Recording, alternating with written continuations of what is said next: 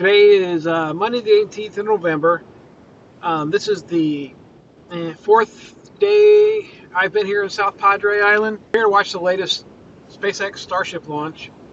Originally, it was supposed to launch today, but was postponed until tomorrow because of wind and other things. Being that this should be my last day here, I decided to um, camp on the beach at the Edwin King Atwood Park here in South Padre. This park is pretty nice in that for a $12 fee, you can camp on the beach and have access to showers and bathrooms and other facilities. I am in the process of driving, at least, let's call it a mile north, just to get away from most of the other people and camp kind of in seclusion on the beach. We'll see how it goes.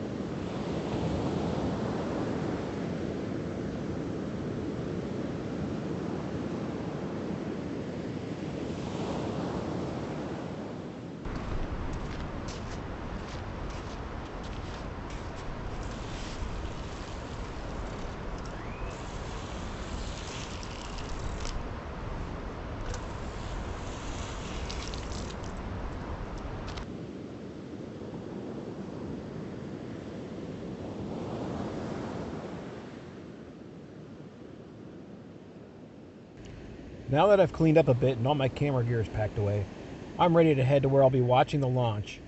I scoped out the area a couple days ago to see what the layout was like and where the launch tower is and the best viewing angles for photography, and where majority of the crowds would be. The location is called Isla Blanca Park, and it's a massive campground slash RV park. The entrance into the park is controlled by a pay gate, much like this one I'm getting ready to go through now. Knowing the crowds are going to be absolutely huge and getting out of the park is going to be an absolute nightmare, I plan to park about a half mile away and just walk into the park. Total will be about a mile walk to get from the park and ride to the viewing area. only have a chair and a backpack to bring along, so it shouldn't be too bad. And since I already have my spot picked out, that'll make it easier to get set up. And I'm going to speed up this next part of the video so you can get a feel for how big, or how small, I guess, this town is. So the population of South Padre Island City is only about 2,000 people, according to the sign. Obviously, tourism, restaurants, retail, that kind of thing are basically the staples of their economy.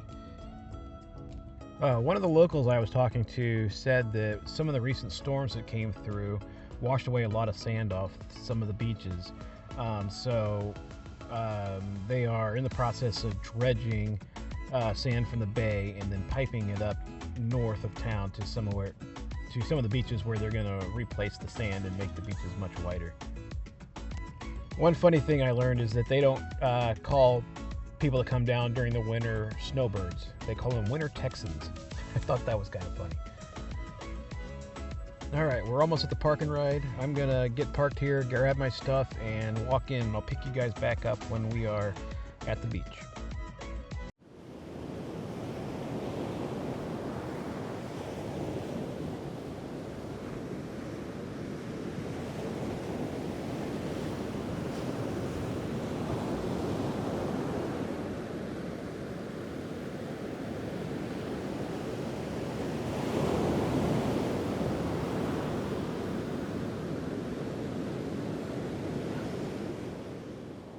Along the shore here, you can see where people are setting up.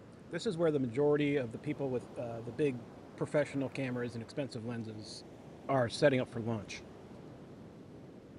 SpaceX has 2 launch towers. The one on the left, you can see the rocket attached to, and the one on the right is the newer one that they just erected.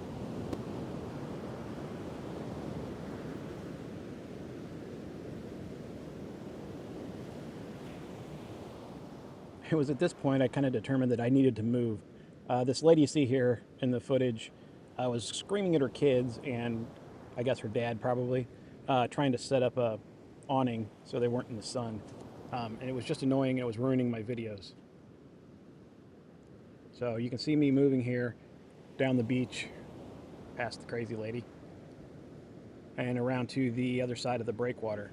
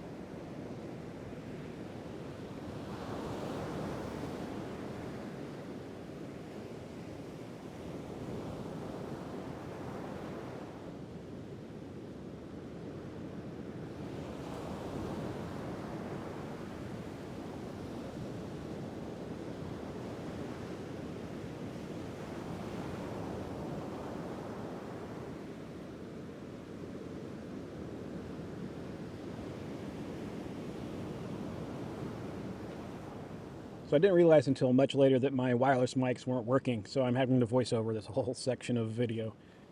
Basically, I'm saying that over my shoulder you can see the launch towers in the distance. That's without any kind of zooming or anything. And I pretty much at this point, it's probably 10 a.m. and I have this part of the beach breakwater almost to myself. I think this guy here is a brown pelican. I'm not 100% sure on that, so correct me if I'm wrong. So I sat real still, and he walked completely around me, and then over to the other side.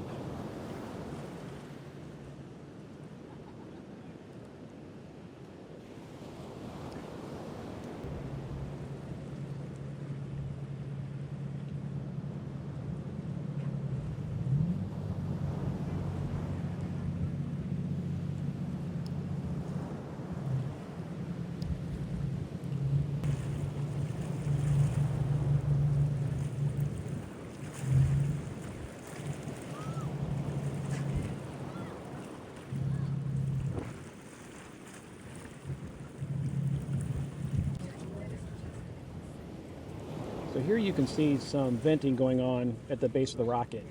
SpaceX was not broadcasting at this time, and so I don't exactly know what that was, but you can definitely see that they're either filling the rocket, and you can see the ice forming on the sides, or they're doing some kind of testing or venting or something. The speedboat going by was filled with military guys. They were all over the place. One of the guys I was talking to said that the 2 launches he had been to had been temporarily postponed because of boats that were in exclusion zones where they weren't supposed to be. They also had a surveillance balloon up in the air. These balloons are used by Border Patrol to keep an eye on things. Where I was set up was right behind the Cameron County Amphitheater, which I heard SpaceX had rented out, and that there was VIPs expected. So somebody sitting around me had a telescopic lens and saw this plane, which said Trump on the side. We had also heard that Elon Musk and Trump were going to be at the launch, and so this confirms it.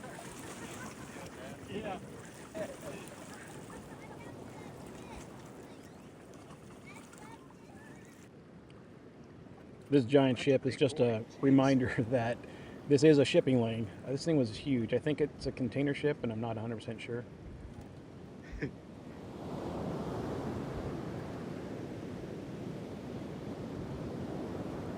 fairly quiet.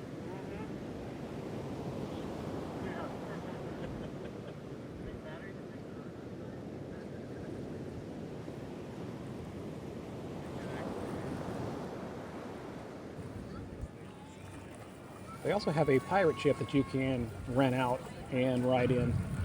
There was probably 50 to 100 people on this boat, and they were actually firing big cannons at us.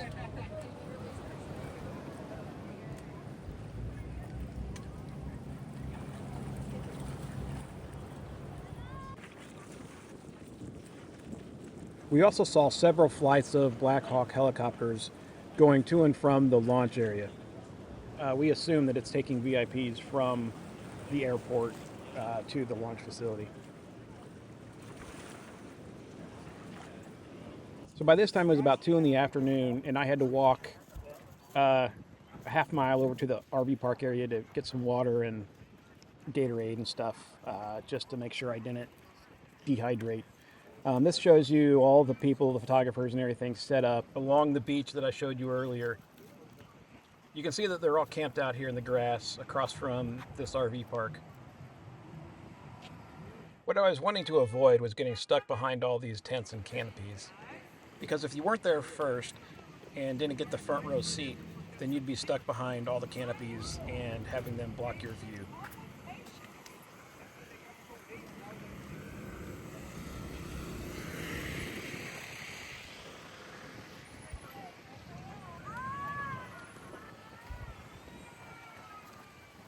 One thing that struck me odd is the amount of electric bicycles you can see here on the left.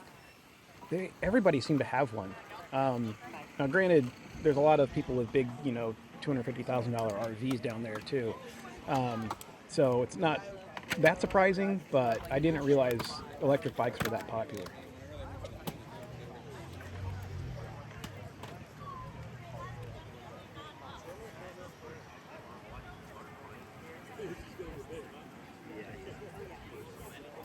You'll notice a lot of people with big umbrellas to, protect themselves from the sun. Well, I'm an idiot and didn't do that. And you'd think I would with a bald head and pale skin, but alas, I was very sunburnt at the end of the day.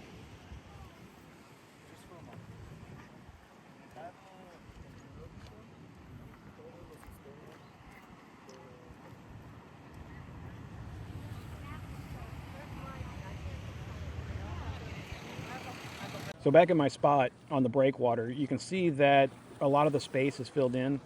A lot of these people are SpaceX employees. As I mentioned earlier, the amphitheater had been rented out for SpaceX, and you see a lot of these people in black t-shirts were SpaceX employees that had been bussed in from the headquarters.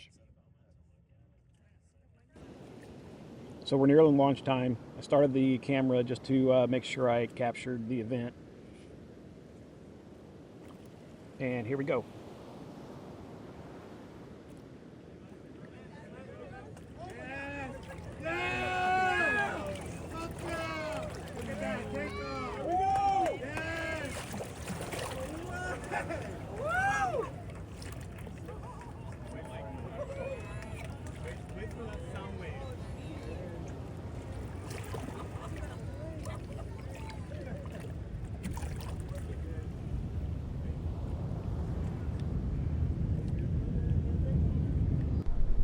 So I'm trying to track the rocket with my iPhone here.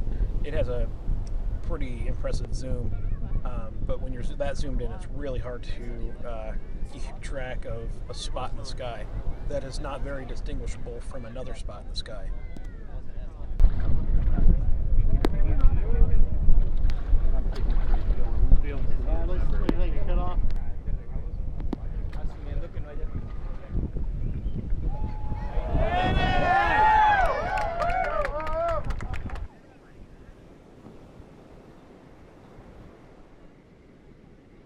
So at this point, we already know that the booster's not going to land back at the launch pad, and so we're just tracking it as it goes back out to the ocean, where they're going to blow it up.